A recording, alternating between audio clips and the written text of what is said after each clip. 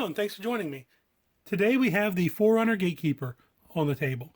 If you've been following along in this project here, I took a stock GateKeeper. I've added a Proline body by chopping it up to fit the GateKeeper cage. I've added a drop bed, painted up the interior, added a 3D printed motor and stuff to the front of it here, as well as aluminum shock caps to the top of the shocks. And predictably, this has added more weight up top. The GateKeeper already has decent weight up top because of the GateKeeper cage itself. So when I took this out and ran it, it was predictably a little top heavy. So to stop it from being so flippy floppy, I needed to add some weight down low. I got these bead locks right here off Amazon, and they helped out some. But I need a little more weight down low. So to accomplish that, I ordered these.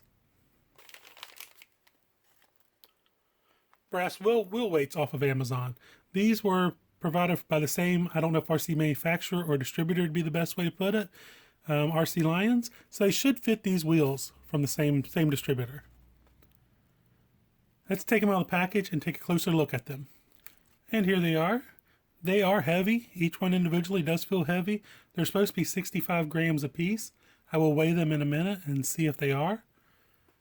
In each package, it comes with two of them. There's one for the right and one for the left. If you can see that there, they have like the little lines that are supposed to be in the fake vented rotors going different directions. These are supposed to be an SLW bolt pattern and supposed to be able to fit these without any modifications to the wheels or to these. Reading through the comments and reviews, it seems that sometimes with these kind of brass weights, you do have to do some modifications. I know there's lots of brands of these out there, so read the reviews if you don't want to do any modifications or have to worry about possibly making modifications. And there's a lot of different weights available, so you can order the weight that you want. So speaking of weight, let's see if this weighs 65 grams or not. And let's see if they're all consistent. All right, let's see what they weigh. The first one, 60 grams. That is not 65, but let's see if they're all equal. Second one, 60 grams. Third one, 60 grams. And the fourth one, 60 grams. Okay, so each one weighs in 5 grams less than they're supposed to weigh, but at least they're all consistent. Maybe the 65 grams is the weight before they drilled the mounting holes in them for the wheel studs. I don't know, but I am happy they're all consistent. So I'm going to go ahead and pull a tire off here and see how these fit. Oh, I have my wheel out. And the first thing I got to do is go ahead and remove the hub by removing the hardware around the middle. And speaking of hardware, the new wheel weights did come with hardware for the centers. I'm curious to see how this goes because the new hardware has a much larger head than the hardware came with these wheels. I may have to reuse this hardware, may be able to use that one. We'll adapt as we go. Oh, first thing first, get this out of the way.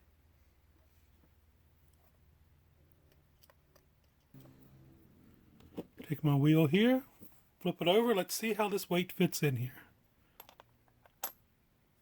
It sets up against the face of the wheel.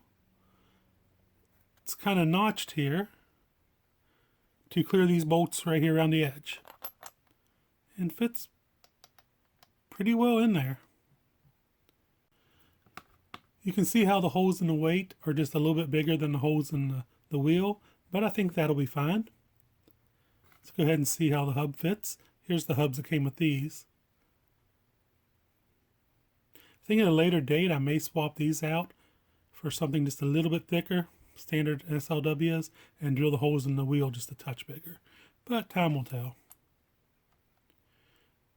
There we go, yep. Let's go ahead and put a couple bolts in it and see how it does. See how it all lines up. And there we go. Got those two screws loosely mounted. See what it looks like there inside the wheel. And from the back. Now these holes, like I said, this mounting hole's a little bit bigger. There is a little bit of play in it. So before you tighten it down all the way, make sure you have it centered up. I don't think it'd make much difference in these vehicles because they're slow, but You can just go ahead and eyeball it and easily get it mounted up to the center, like so. So I'm going to go ahead and put the rest of the screws in. And there it is, all mounted up. Nice and tight and centered. Looks good in there, feels nice and heavy. How heavy is it? Let's see. 250 grams. So that's a good bit of weight down low, be 1,000 grams total on the bottom of the vehicle. So that should help keep it from being all flippy floppy.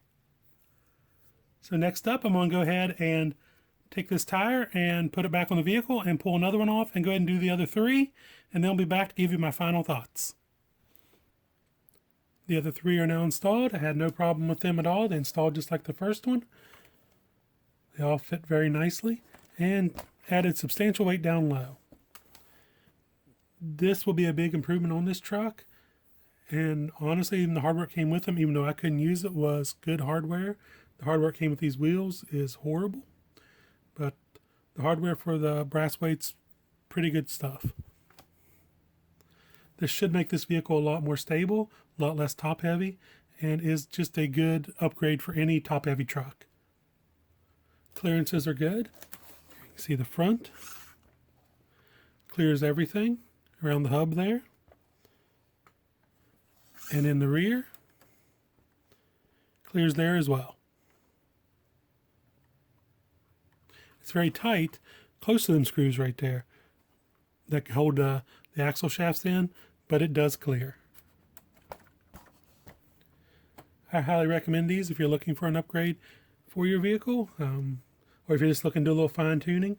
The upside is you can get these in a bunch of different weights, so that helps. If you have any questions or comments, drop them down below. Make sure you like this video and subscribe so you won't miss any future updates to this truck. There's a couple more things to come. And until next time, happy RCing.